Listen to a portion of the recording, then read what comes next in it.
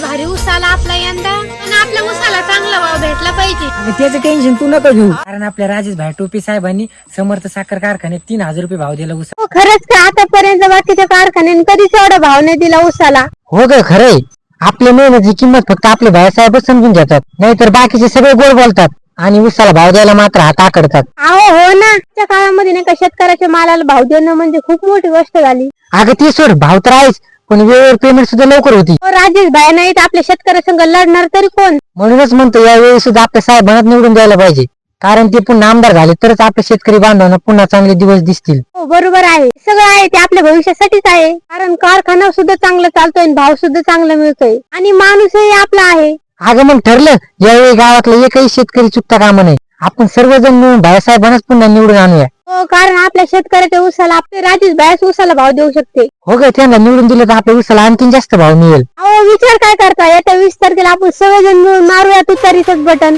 तर घनसंगीकरांनो, आपल्या शेतकऱ्याच्या मालाला भाव देणं हे फक्त राजेश भाई टोपे साहेबांच्या नेतृत्वाखाली शक्य आहे. तर ते प्रश्न सोडवण्यासाठी आपले साहेब नेहमी पुढे असतात. तर घनसंगीकरांनो, विचार कसा करताय? मतदान करा, विकास घडवा. येत्या 20 तारखेला रामकृष्ण हरी. वाजवा तुतारी.